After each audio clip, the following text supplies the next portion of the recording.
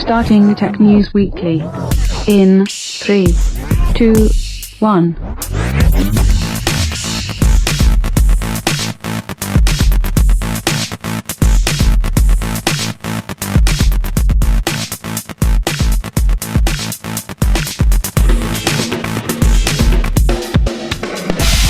Hey everybody, welcome to Tech News Weekly. I'm Andrew Zarin. Of course, I'm joined by John Bubb, as I am each and every week. How you doing, John? Hey, Andrew. How's it going? Going good. We were chatting about Skype before we started the show, which I think we should talk about during the show also. There's a lot of changes happening to Skype, but this is my first Tech News Weekly back. Yesterday was the first day that I came back on the air. This is the first one we've done in 3-4 weeks, I think. Well, every year during the summer, we take off certain days. And between the World Cup happening this year, which I got really into, and I had to, take some time off, our vacations, our show schedules, and the heat that we face. Vacations? I haven't had no vacation. Sorry, John. I've had many vacations. You have a vacation every afternoon at Press 195. That is a vacation every afternoon. But the schedule's been moved around, and I think now we are back to normal. The heat kind of slowed down. I haven't turned the air conditioner on in this studio, and it's 86 degrees, so it's actually very tolerable. This is a cool 86 degrees in the studio. So I think it'll be a good show. We'll be able to, I won't be dying at the end, because that's what happens every show, especially on Fridays, because this place heats up. It gets really bad. But I'm glad I'm back. I had some rest. I had the itch. The itch came back to come back on the air, and a lot of stuff happening. John, what did you do while I was away? Did you have like separation anxiety? You had no work. I started marathoning Criminal Minds. Did you really? Yeah. That's great. But that's about it. Yeah. I really didn't do anything. That's excellent. I sat here. Just waited. No, actually, no. We did do some stuff while you were gone. Most people probably didn't notice, but we actually moved the GFQ website to a different server. Yes, we moved it to what's the server? What's the company? Boise Hosting is done by one of our friends, Brian. Not Brian Monroe, a different Brian. Brian, yeah. And it's doing great. Yeah. The server's doing phenomenal. No issues, no hiccups. He helped us out a lot moving everything. I mean, he made it really easy because we got a lot of stuff, a lot of MP3s from older shows that we still have on our server. Yeah. So he made it really easy for us to move over there. And what's the website? Do you have the website? I don't. I know the company's called Boise Hosting, though. Boise Hosting. I think it's boisehosting.net. By the way, this is not a live read. Yeah, boisehosting.net. This is not a advertising. This is just a company that we use for our website. And, it's doing solid right now. And that goes a long way for us because we burned through a lot of bandwidth and we burned through a lot of we had a lot of issues with our prior host. Let's just put it that way. Especially when we had major events happening, like an Apple event or a Google event. Every time we would try to do a show, the website would get hammered, and it just wouldn't do well. So it's a smaller company, and you're going to get a lot more attention from this company. But I want to thank Brian. He's really helping us out. We do pay for our server. It's not a trade. I just want to, tell people what we've been doing. So we've been doing that. We're also looking for a host for our video. You guys could recommend something. We would like to start moving some of our video away from archive.org because they, at times it works well, at times it doesn't. So kind of want consistency here all across the board. Yeah. Our difficult part with moving our video is just finding somebody that can accommodate the amount of bandwidth that we need to consume because, What the Tech, we have, thousands of people downloading that. And if each show is, nearly 1 gigabyte, so we have 1,000 people downloading a 1 gigabyte file at any given time. Yeah, you can see it just how much that adds up. Well, what the tech, we get about 25 to 30,000 downloads per episode. So you could do the math, and you can see how much bandwidth that's going to require between the audio and the video. And when we release the video, it just gets hammered. There's no going around that. So we're trying to find a solution for that. Also, we're going to be doing some changes in September. We're going to do some format changes to this show, including other shows that we have on the network too. So a lot's happening. Now we're back into work, mode. We're all working. We're all trying to get everything going. I've been working. I don't know where you've been. I've been drinking. That's what I've been doing. That's what I've been doing. But let's start off with the big story this week. This story came out the other day. 18,000 jobs cut at Microsoft. It is their largest layoff ever. Prior to this, it was 5,000 people that were laid off. And it was anticipated that it would be a major layoff, but it wasn't anticipated that it would be this large of a layoff. Yeah, it's sad, but at the same time, it's one of those things where it was inevitable. Where Microsoft, and Paul said this on What the Tech yesterday, Microsoft had so much overhead in their employees. They just recently acquired Nokia, and that brought with it like 25,000 employees. So something had to give, and they just didn't need that many employees. Yeah, I mean, it was redundancy. I mean, obviously, there were positions that they no longer needed. They cut a lot of the manufacturing positions. Yeah, about 70% of it is from Nokia's manufacturing division. Yeah, but there will be layoffs on the Microsoft side as well. Nadella's entire thing has been to consolidate this company and to kill the bureaucracy rather than it being multiple divisions within divisions within divisions. He's having all these teams work together, which I think is great because everybody's on the same page when you do that. Very different from the Microsoft of 5 years ago. It's really nice to see somebody make decisions and has a clear vision, has somebody that isn't afraid to make decisions and follow through with those decisions. Yeah. Where it's like, with this whole Windows 8 thing, when that was coming out in the Metro interface, so much of it to me felt very, like they just weren't clear on what was going on and what they wanted to do. Or when they did do stuff, they didn't want to compromise in any way whatsoever. Yeah, I mean, you have to remember, they also cut the desktop team. I mean, they butchered that entire division, and they moved everybody over to the new UI, and the direction was, no, this is what we're doing, and this is how we're going to do it, but now it's a totally different Microsoft. They've also, on top of those layoffs, they've also abandoned Nokia's Android project, which a lot of people were excited about. It was a emerging market phone. We probably were not going to see it here in the States, but they've killed off the Android project, and the rumors are that they're going to be closing Xbox Entertainment Studios, which is the company that is coming up with the Halo film. Which they're still doing, Which they're still doing, but they're shutting that down, which was announced last year, surprisingly. So it didn't really get off to a big start. It didn't really do much, if anything. The entertainment studio or entertainment studio, yeah. I never understood why they were doing that. I mean, the whole point of it, I guess, was to have original programming, but they really didn't do much with it. That's one of the things that I think Microsoft does poorly is that sometimes they'll come out with these ideas or these new services, but they don't really do anything with them. Yeah. And I think Entertainment Studios is a prime example of that. I mean, they do it really good with Xbox, but this whole entertainment studio thing just never really got off the ground. Yeah, I think this is not, I mean, it's awful that people are losing their jobs, but this is a much needed cleansing that they need. When you don't want to become this big greater good. It is. I mean, you look at an IBM that at one point became a bloated, fat company, and they had all these redundant positions.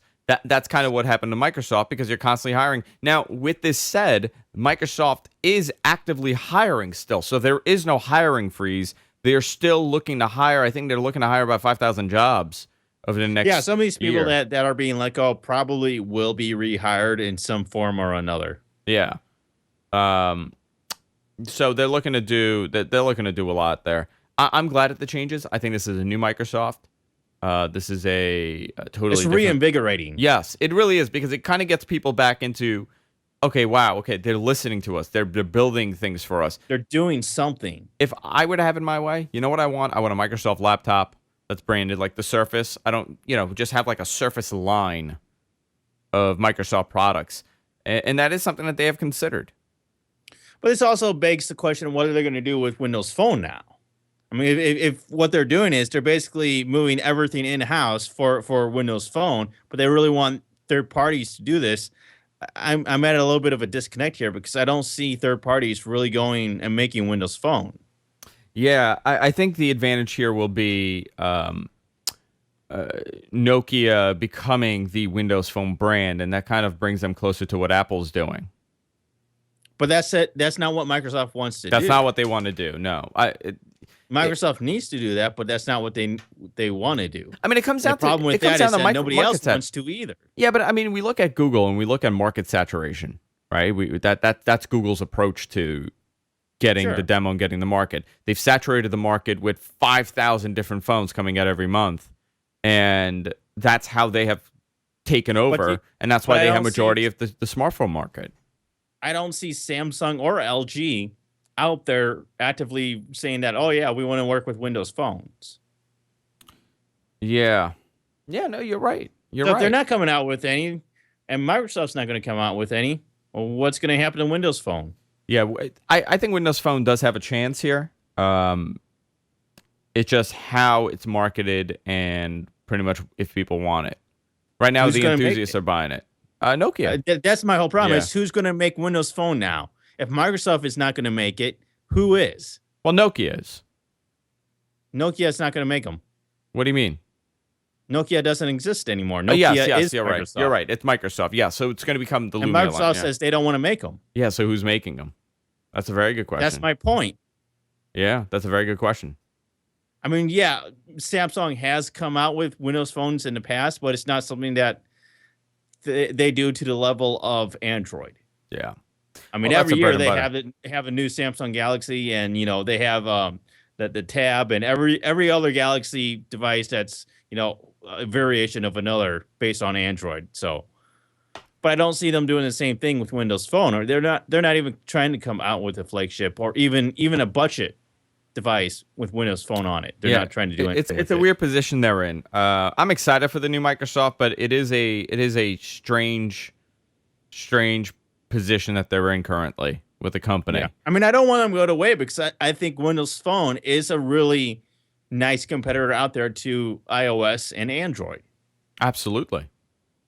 I mean, honestly, if I didn't have an iPhone, I think I would be more inclined to go with Windows Phone than I would Android right now.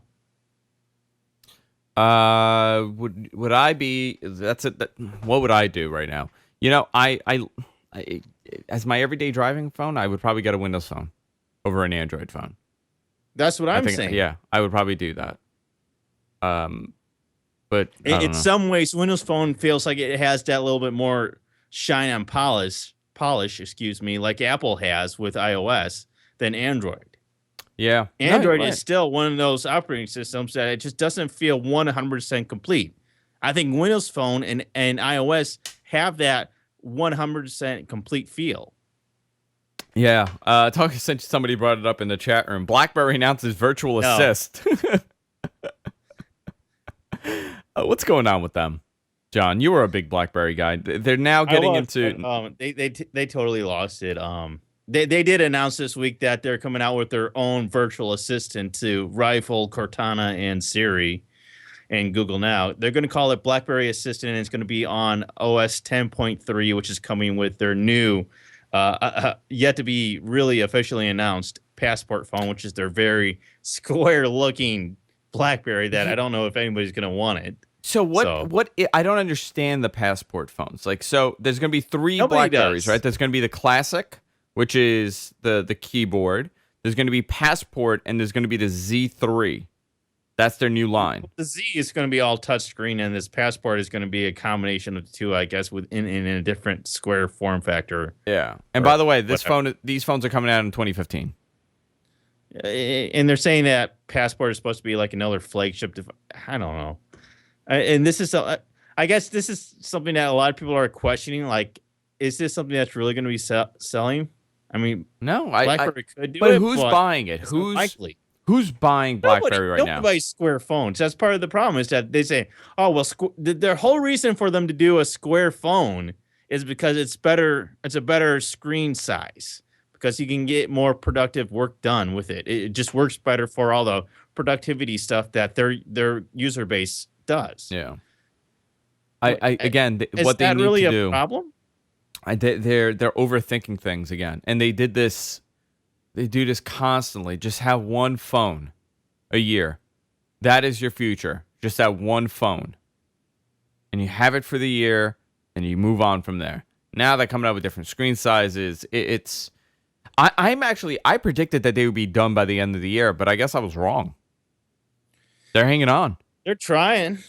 They're really I trying. don't know I mean, why. Well, you know what? A lot of it is that their glory days were 2008 and 2009. 2010 is when they started to go downhill. when the iPhone came out. At 2010, they had completely lost to iOS and the iPhone. iPhone just totally blew BlackBerry out of the water, and it wasn't until probably late 2012, maybe 2013, that they started to get back on track. But by then, they were 3 years behind, and here we are. They're 2 years into just playing catching up. So they're more than 5 years out from having something that rivals anything that's out there today with Windows Phone, Android, or the iPhone. Yeah. It's sad what's And happening. they're still playing catch up. They're just now coming out with Virtual Assistant, still trying to come up with the phone that people want. I have a question for you, John. Now, I was away, and a lot of smaller stories came out. But could you explain to me this Apple and IBM story? I can explain it. I don't know if you're going to understand all of it. Explain it to me. Explain it to me like I'm 5. Explain it to you like you're 5. So basically, what's happened is that IBM and Apple have kind of put aside their differences and come together for a partnership, an enterprise partnership, where IBM is gonna develop over 100 iOS enterprise applications, which is really cool. But they're also gonna focus on some iOS cloud services and sell Apple's mobile gear as part of its larger solutions. That's and really I think this fascinating. is a win-win for everybody, because this, in a way, gets iOS more into the enterprise without Apple having to actually focus on the enterprise side of things, because Apple really doesn't want to focus on enterprise sort of stuff. And that's something that IBM actually does fairly well, is enterprise stuff. Yeah, I think they still have, I mean, a lot of their cloud services, like you said, are vital applications. And this is something that is interesting. We're seeing this changeover from enterprise to consumer and this blend of products. I think this is a great way for iOS to kind of enter into the enterprise market. I'm curious on what applications they're going to be developing, what cloud applications they're going to be developing. I know Android has been trying to do this, and they've been improving their business credibility, but it's still, they're walking on Microsoft's, town. a lot of people are thinking like hell has frozen over or something, but I really do see this as something that is a good thing.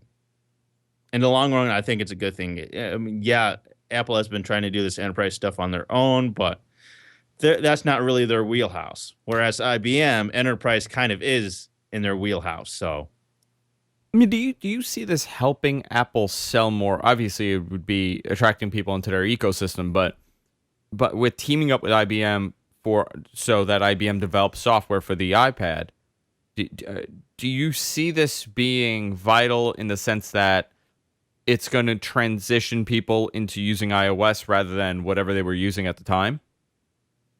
honestly, I have no idea. It all depends on what they actually do with these applications and these services that they're going to come up with. It's just too early to tell if this is going to be something that will be a big transition in the market. And apparently IBM is making a big deal out of this, because if you go to the IBM website here, this is the first thing you see. It's a picture of Apple and IBM, good design and good business. And they're talking about how they're going to be, working together. They're considering this a big deal. I think it makes a lot of sense. So they're really claiming IBM Mobile First for iOS, a new generation of mobile enterprise solution combined with the power and ease of use of iOS and IBM's industry knowledge, consulting, and delivery services.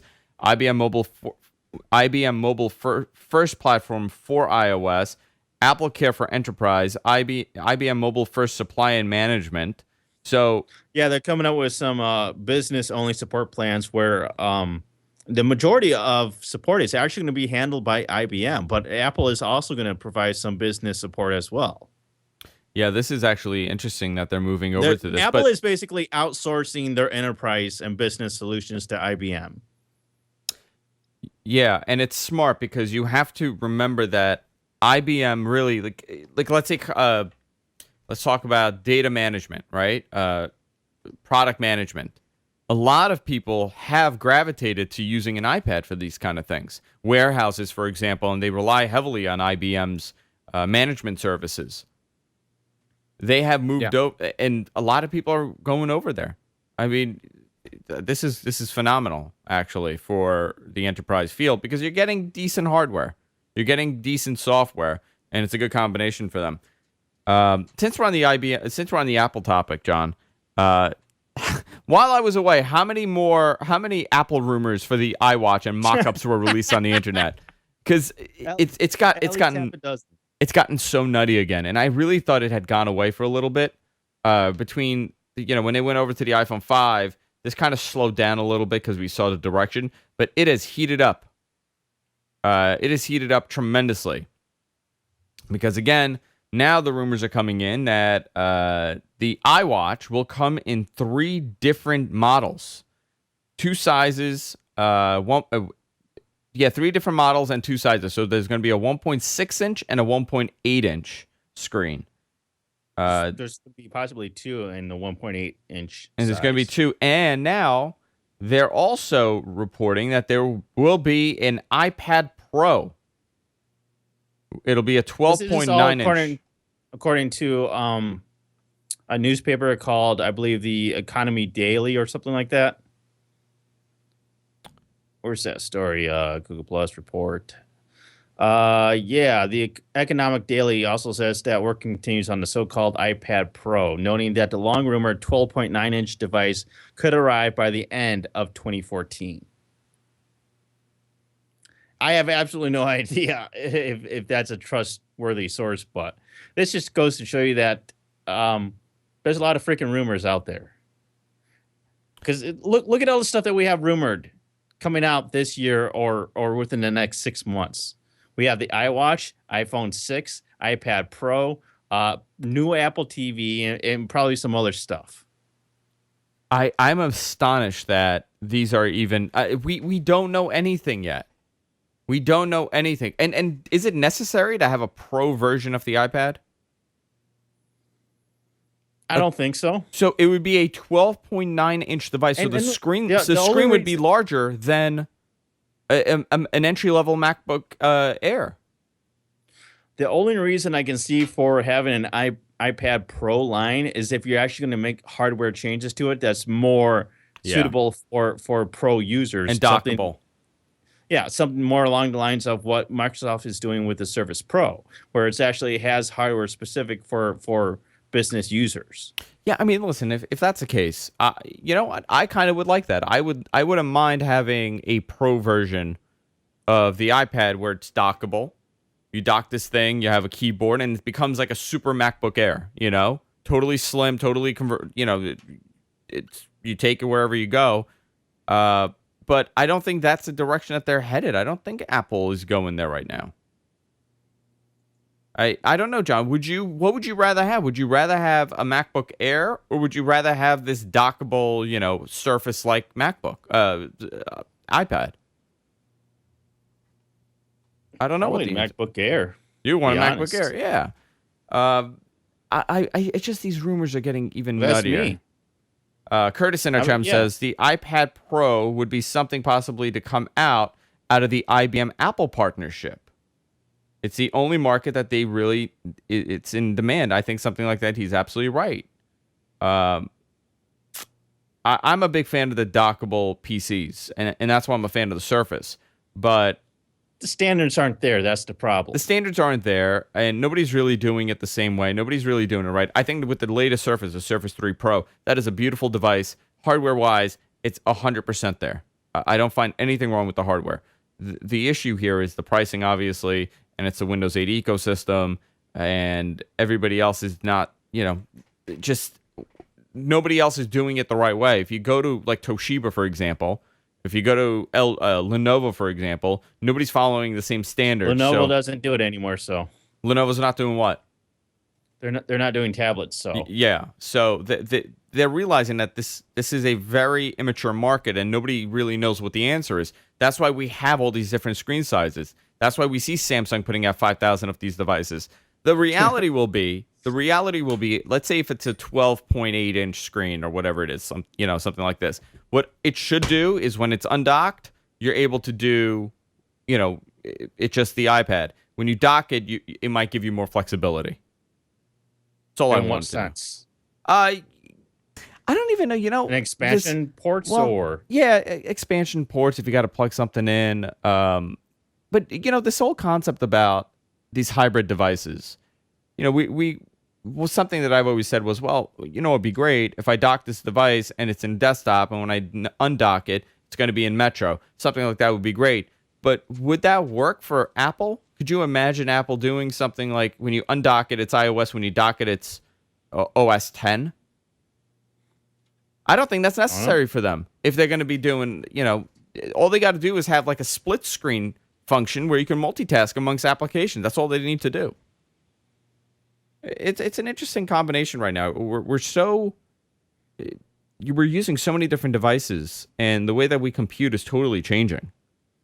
We're coming up on a generation. In some ways, we're in a transition phase. Yeah, John. I mean, think about this. We're not. Think about this, okay? There is a generation right now, 6, 7, 8, 9, 10-year-olds that have never owned a PC. All they have is an iPad. That's true. There's a generation of 14-year-olds that all they have is an iPad. That is unbelievable to me. For me, that really is. It's astonishing. There's a generation of kids that do not know what cable TV is. Entertainment is YouTube. We are in a transition period where we're dinosaurs at this point. The fact I love those videos on YouTube where they show these kids, all right, this is a rotary phone. Do you know what this is? Yeah, and Microsoft, for all their flaws, they acknowledge this concept and they want to be dominant and they need to transition people into this new way of computing. Unfortunately for them, majority of their bread comes from enterprise, so they can't do that. But if you're a 12-year-old kid, you want an iPad. You don't care to have a laptop. And to be honest, you got Word on there now. You got Google Docs on there now. All you need is an external keyboard and you're typing away and you're doing whatever you're doing. That's all you do. But it's funny because there's just there are two different types of users out there. There's those casual users, those 12-year-olds and whatnot that just want a device that they can do their media consumption with and some gaming. And there's other people that actually want to do work. Those are two completely different types of users that need two completely different types of environments.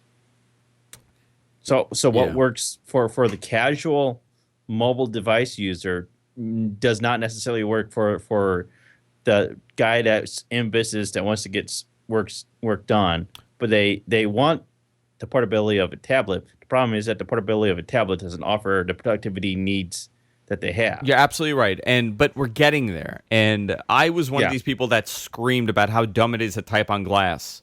You're not going to get anything done. It's really annoying how you're typing on glass. Well, I was flying. I didn't want to take out my laptop. So I took out my iPad. I have Word on there. I was in Word and I was typing up a contract for an advertiser. I have to tell you, yes, it was a little annoying, but after about 5 minutes, I totally got the hang of it. I was able to save it to the cloud and I was done. And it took me maybe 5 minutes to get the hang of it. After that, I didn't even think about it. I was just typing on it. For a 12-year-old, which will be far quicker to adapt to something like this is the norm. Remember, we are a tethered generation. We are connected. We come from a desktop generation where you had the computer, you had a giant monitor, you connected a cord, and the router was there. We were just connecting cables everywhere. These kids, you could walk around with this thing. Those young whippersnappers. I know. They're you know what? They're spoiled. They don't know anything. When I was your age, but you know I what's had scary? To do a dial-up modem. You know what's scary? It was an external box, and it made all these weird noises. But what's scary is they will never know what terminal is. They will never know what DOS is. They will never know what command prompt is. They won't ever need to upgrade their memory. They're not going to upgrade their CPUs. It's a very that is becoming the minority. Problem. Well, it's becoming the minority. Before, if you needed to, you had a computer, you needed to do an upgrade, you were going to do the upgrade. Now it's not even necessary to do an upgrade. You just buy a new one. It's disposable. It's appliances. It's disposable. I don't know many people, especially even my age. If I were to think about all my friends, I don't know, out of the tech bubble, obviously, I don't know one person that has a desktop. I don't know one person that has a desktop at all anymore. Weird. They all have their laptop, and that's all they use. That as long as they have a laptop. I mean, if it's solely a tablet or just their phone, that's weird. If they at least have a laptop, I can understand. John, that's fine. How many websites have you done for people, and they have, after you've made the website for them, they've turned around to you and said, "I don't have a computer." How do I couldn't tell you. Well, a couple, right? 2 or 3. That's they just have an iPhone. They want to do all their blogging on an iPhone. We are in a transition period right now, and I don't know if it's a good thing or a bad thing. Are we dumbing down? Are we getting stupid to the point that we it's going to do everything for us? I mean, the same argument existed for manual transmissions. When people started driving automatics, everybody said, "Well, I don't want the car to drive me. I want to drive the car." This just goes back to the point that there's 2 types of users. There's those people that have stuff to do, and there's people that have stuff to consume. I like to do both. Well, you can do it both, but then you need a desktop. You need a desktop. So, go into this Google Plus story. I had fun with that conversation, actually, because it's the transition of technology always fascinates me, and where we're going to be in a couple of years. It kind of slowed down to one point. It really did. Like, it was, I think in the mid 2000s, it kind of slowed down, but it has really rapidly escalated with technology like the iPhone and the iPad have really changed this entire market. It's fascinating to me to see where we will be in another 5 to 10 years. Sure. But going to this Google Plus. It's Plus. going to be like Her, the movie Her. Her, Have you seen that? Yeah. Is that the one with Al Pacino? That Quentin Tarantino guy or whatever. No, there was a movie where Al Pacino created like a robot, like a hologram woman, and like a computer woman, and he was in love with her. A computer woman? Yeah. You mean a sex bot? It wasn't. No, it was like a virtual woman that he was in love with. What was the name of that movie? Oh, somebody please find it. It was so bad, but he made a computer woman, and he fell in love with her. Yeah. I'll go into the Google Plus story. So I know you love Google Plus. I do. You use it every day. And so they've made some changes that a lot of users have been wanting for a long time now. Okay. You've been required, if you sign up for Google Plus, you use Google Plus, you must have a first and last name. Yes. A real first name and a real last name. Yes. Now, you don't necessarily have to do that. Hold on, John. John, it was called Simone. That's what it was. Thank you, Richard. It was called Simone. Yeah. That's what it was. That was Cameron Diaz, wasn't it? Yeah, it was Cameron Diaz. Yes. Okay, sorry. So back to this Google Plus story. Yeah. Now I lost my train of They required you to have a first and last name. You had to be a real person. Yeah. Now, much to the chagrin of all their users, they're allowing you to use whatever name you like, but you still have to have a first name and a last name. Okay, so here's. But you basically what it is. You can set your display name to anything you want. Okay, so we have a weird issue here, and I know it's very specific to our needs, but I have my personal Google Plus, and GF. I have my personal email, and then GFQ for our YouTube page has its own guysfromqueens@gmail.com. That's our email, and that's what it's linked to. Now, it's against the terms of service of Google Plus to have a business have a personal page, correct? I don't know. It's one of those things that is just. They want you to have a specific, so they want you to create an account, and then if you have a business or a podcast, they want you to create a page for it under that account. That's great, but you can't at the time you couldn't control both. And I want my account separate from everything else. So we have a major problem with changing our name for our Google Plus account and linking our Google Plus to our YouTube account, because it is technically against the terms of service for those two accounts to be linked. Now, this is that bizarre bubble. I think this is them kind of easing up on that and telling you, okay, you could kind of change your name, but we want you guys to link your accounts together. I still like my YouTube account to be totally separate than my Google Plus account. There's no need to link it for me, but it's confusing, really, because if you think about it, let's say you link your YouTube account to your Google Plus account, to two business accounts, and it's not a page and it's a personal account, but it's a business. If they shut your Google Plus account, they shut your YouTube account. So you have to be very careful. If anybody has a Google Plus account, and then you can never contact Google. Yeah, and then who are you going to email? Hey Google, hey guys, you messed up here. Can you fix this? Oh no, nobody's on the other line. I'm talking to my hand. The same as talking to them. Just do this. Hey Google. I know a lot of people have been upset over this, but I think this is get them kind of understanding their user base a little bit more, and they're fixing it. But I have to tell you, I've gotten into Google Plus recently. I've made it a thing where I'm going to start posting a little bit more, because the user engagement on Google Plus is a little bit more than, let's say, Twitter or Facebook when it comes to long conversations or technical conversations. So I'm going to be using it a little bit more. I'm using it for all my photos now. And it's actually really good. I still think Google Plus is very confusing to use. You know what? I agreed with you until I started using it. And then I started realizing how intuitive it is. I've turned into a fan, and I was someone that did not like this. Yeah, let's go into another story, and then we could slowly move into our picks of the week, because I am very excited about my pick this week. Okay, you want to talk about this latest incident with Comcast customer support? This is something that's been going around for quite a while now this week. Ryan Block and Veronica Belmont tried to cancel their Comcast service this week, and they were kicked over to retentions and ended up having almost a nearly 20-minute phone call with this retentions person trying to cancel their service. I don't know if you've listened to this entire phone call or not. I did.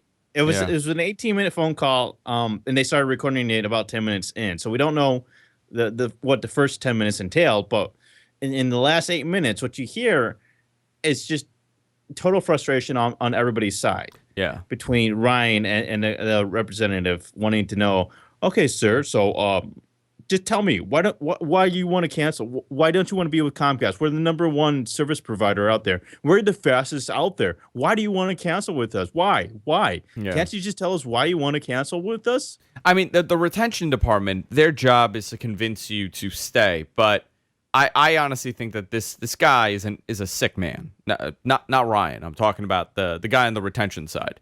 In my opinion, the Comcast guy. There has to be some sort of there's something going on with him. His reaction to him wanting to cancel a service, it's not normal at all. I know that it's his job to keep them. I know that they get bonuses when they try to keep them. This guy's trying everything, but the fact that he could not accept it was borderline harassment. You were with us for a very long time, so it's good for you, right? I mean, it was borderline harassment at that point. That's what I thought too. Yeah, and at the end, when he canceled it, he didn't give him any confirmation. He didn't want to help him. It was, I'm going to do everything to get you, and now you're dead to me, so goodbye.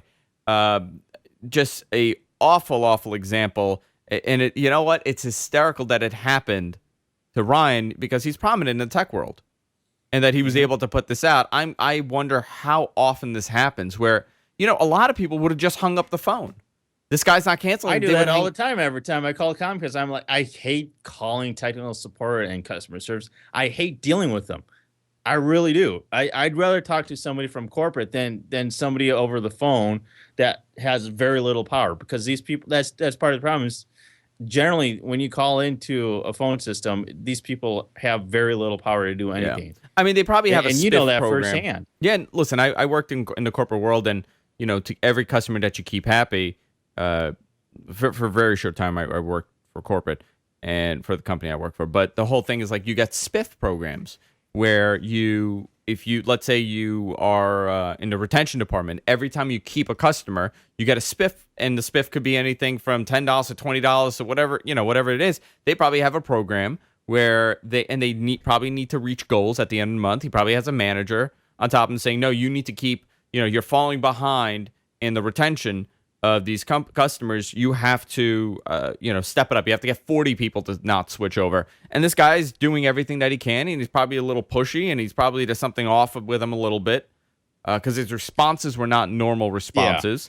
Yeah. And no, they weren't. And he was being very condescending. Yeah, it went to a whole different level. I don't necessarily, everybody's saying that it's Comcast. I don't think it's Comcast. I think it's an individual. I think the guy was an ass, and he was being just an ass. Here's the way I look at it. I understand that retention's the whole point is for them to try and keep you. They're gonna give you offers, and obviously they want to know why. But it comes to a certain point where after 5 minutes of the customer refusing to answer your question, you need to move the frick on. Yeah, that this is over. That there's no. This guy spent from the recording that we can hear.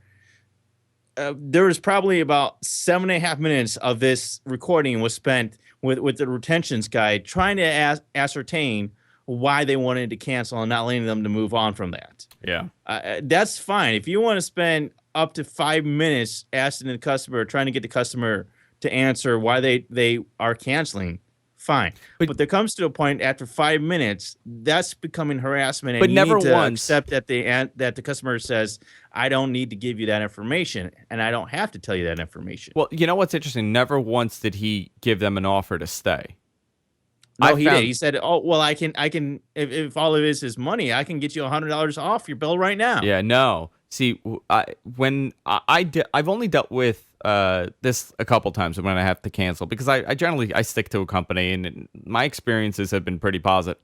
The one time, a very depressing cancellation for me was Speakeasy. When I left Speakeasy DSL, it was like I was breaking up with the girlfriend that I was in love with in high school. It was time to move on. This company was unbelievable. 24-hour support. There was never any hold. And they had a smaller tech support division, so they knew everybody. They knew you. They would call you I used to play Warcraft with them. I mean, this was one of the best companies I've ever experienced anything with. But it was time to move on when Fios came into play. And when I called, they're like, "Listen, you've been a loyal customer for years. I know you're leaving. I know it's we can't compete with the service. So why don't we give you a year free, just to keep you on board? Maybe you'll use this as a secondary." They gave me 3 years of Speakeasy DSL for free. Wow. Like they would just give it. And you know what? They would retain me as a customer because my email, they said, "We'll give it to you, but you have to pay for the email." And the email, but it was $4 a month for the email. So I was paying $4 a month. And I still pay for that email. That Speakeasy email, because of the experience that I had. I paid them $4 a month. Or $2 a month. I think it's $2 a month now. But they kept me in some capacity over the last couple of years. Time Warner Cable, they gave me 2 years free Time Warner Cable when I left Time Warner. Because they wanted to keep me as a customer, because they know if I still have the service, there's a good chance of me coming back rather than canceling it totally and having to redo everything. Yeah. That's how you do it. I don't know if that's how Comcast does things. I don't know. That guy just sat there for minutes, berating the customer, trying to get him to say why he is canceling. After 5 minutes of that, dude, you just got to move on. Listen, a lot of these companies are very aggressive. In the early 2000s, a lot of companies got in trouble because of their retention department, because it was borderline harassment, and to the point that they wouldn't cancel your service. A lot of these, remember Westinghouse had like the CD clubs, and they wouldn't let you. I don't remember any of this. So do you remember, like in the back of magazines, like you could join like a CD club where every month they mail you CDs, and you could Okay, yeah. So like you could fill out what CD you want, and you would get the CD. It's like $9.99 a month. Well, the problem was they would give you 30 free CDs to sign up, and when you go to call to cancel it, they wouldn't allow you to cancel it. Yeah. Girls Gone Wild got into big trouble because of that, and I mean, legally, it was crazy what they were doing. They would just refuse to cancel. You would call, and they would say, "No, we're not canceling. Sorry."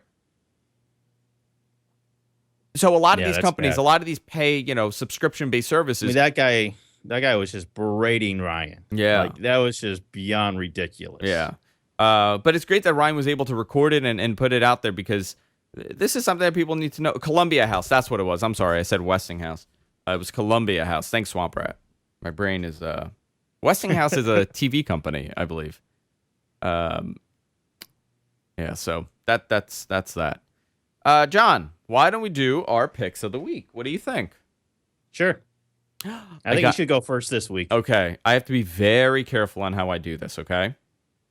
So my pick of the week is Google Plus for photo editing.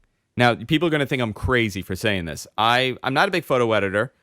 John does all my photo editing. There have been many times that I've called John and said, "Hey, can you like fix this photo up, or could you crop this?" And he's done, Can you Photoshop me out of doing this particular gesture? Yeah, so he's had to do it. Now, I'm not talking about Photoshop level stuff. I'm not talking about erasing people from the photo.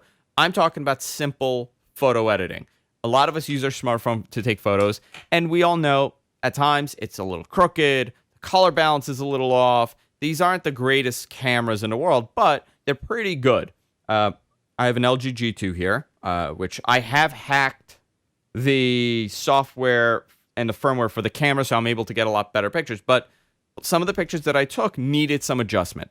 And I started using the Photos app on my Android phone, but I couldn't really see the detail because the screen is small. So I went to Google Plus, and everything backs up to Google Plus. I go into, let me show you how I do this. What happened here? There we go. Wow, that was a weird delay. So here's a photo of this is a Zarian cocktail. When you're flying and you need to sleep, this is what we call the Zarian cocktail. So it's Advil PM and a bottle of wine. Now, I don't recommend anybody else do this. This is just something that I like to do because I like to knock myself out. GFQ does not endorse this. GFQ does not endorse this. But in Google Plus, you could see you have basic adjustments, so you could tune the image, just the brightness. It also has a lot of presets that you could do: neutral, bleach, moody, dark. So you could adjust that. You could do the crop. You could do the details. Or you could do some of these adjustments. They're called creative adjustments. You have a lot of presets here. So let's do HDR, for example. So you could actually adjust the HDR, and it looks a lot better than what you would take if you put your camera on HDR mode. Sometimes it's a little aggressive, but they have a lot of presets here, so you could kind of learn what looks good and what doesn't. I absolutely love this. I use this all the time now with almost every photo that I take. I know a lot of people are into filters. They give you a lot of options. They let you adjust the filter even after you set the preset. That's cool. Yeah, it's really good. It backs up the original. You do tilt. What is tilt shift? So it's non-destructive then. So even if you do change something, you still have that original image that you can go back to. Yes. So I could do. I could center it. I could blur it up a little bit. So let's hit apply. I'm just playing here. Tilt shift is really cool, by the way. Yeah. So if you could see, it kind of did a tilt shift here. You could center the focus. You could frame it. So you have a crazy amount of options here, and it works really well, and it's really smart at fixing the photo. The auto enhance is one of the best that I've ever seen. My dog wants to come up. Spencer is very excited for this. So here's say hi, Spencer, in a pick of the week. It's one of the best auto enhance features that I've seen, because I don't know if you've ever used auto enhance on like on any application. It kind of either does nothing or does way too much. Their auto enhance is pretty intelligent. It's able to do a lot more. And I have to tell you, this is a plus for Google and Android, because this is far more intuitive than what you could do on your iPhone through the standard iPhone, app for photos and the editing feature. This is really detailed, and they're doing a really good job with this. I've totally abandoned iPhoto at this point on my Mac. All my photo just goes to the cloud. I have everything there, and I just access it via the cloud. I'm not even backing it up to locally to a Dropbox or anything. I just leave it in Google Photo in Google Photos. Wow, in Google Plus. I'm a big fan of this. I just started using it, and I gave it about 2 weeks to try it out, and I still love it. So it means it's pretty decent.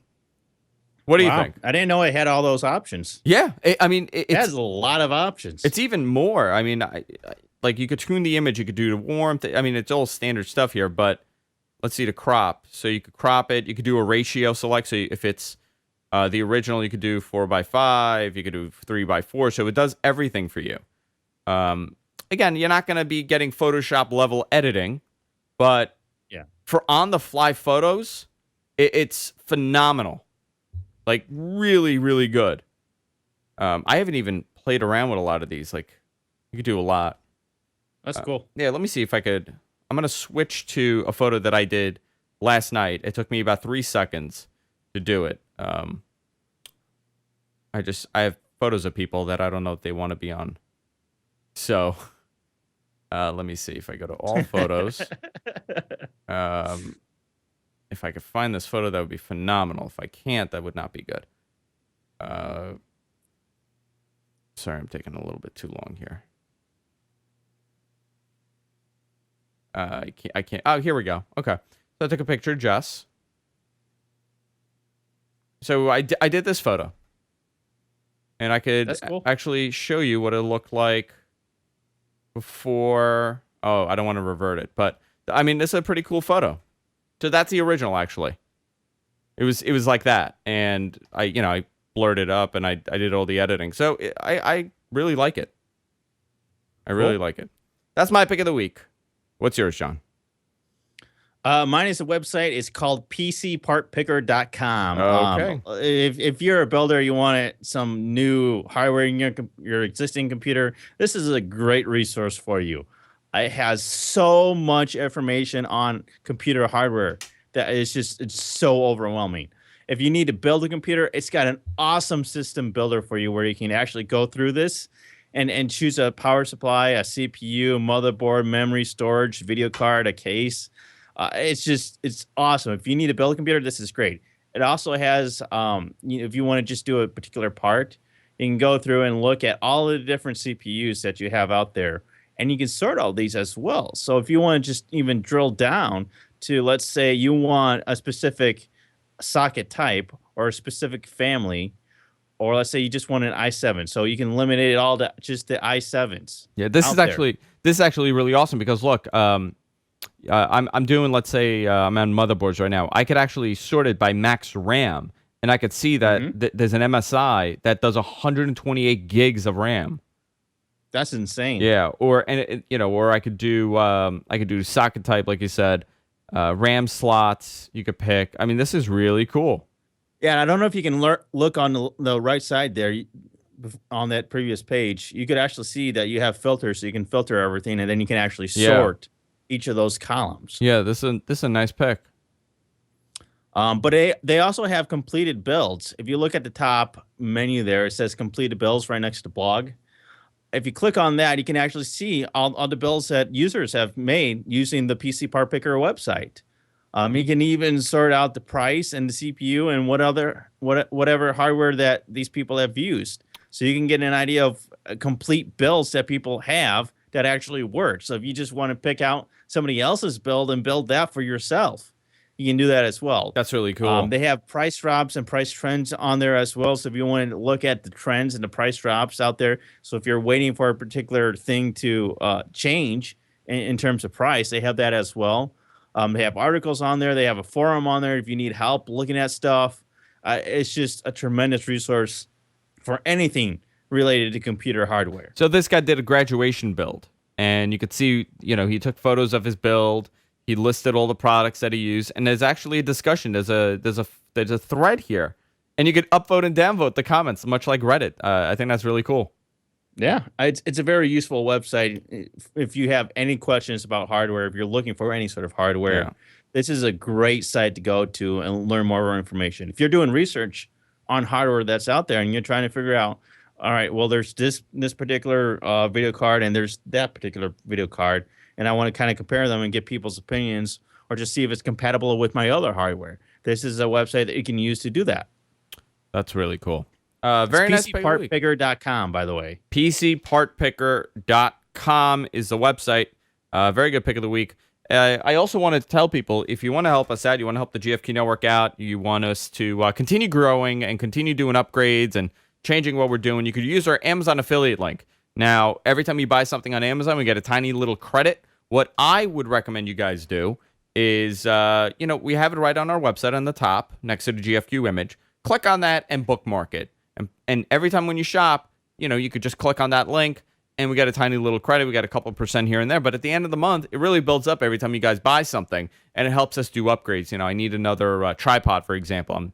I'm upgrading the tripods. We're upgrading the cameras. We're going to be suspending some of these cameras from the ceiling. So we have a lot of upgrades to do.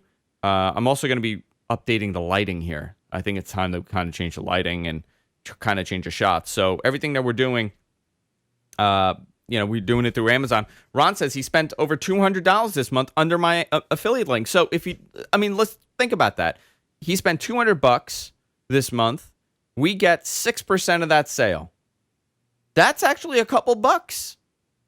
That's great. Every penny counts, and I know a lot of you are using it, and I deeply appreciate it. We try to keep the show ad-free. We try to limit ads if we are going to have ads, and I think this is a way that we could kind of do that. The other way you could contribute and the other way you could help us out is by supporting our Patreon campaign. Now, it's not for this specific show, but we have a Patreon campaign for What the Tech. It's patreon.com/whatthetech. You could fund anything you want. We recommend $1 and $5, but if you want to fund 25 cents a show, you can. If you're watching this show, but you really don't watch that one, you can support us 25 cents, 50 cents a show, whatever you want to do. Our goal at the end of the month is 500 per week. We want to hit that at the end of the month. We're getting close. I think we're at like 460 or whatever. I think something around there right now. So we're creeping up and we're hitting that goal. And every goal that we have, we give back a little bit more. Something that we're planning on doing. I've been negotiating with a couple companies. We're at 300 patrons right now. That's phenomenal. 300 people. $445.55 per episode. That's phenomenal. What we want to start doing is getting, obviously building the Patreon campaign up, but giving back to you guys with monthly giveaways.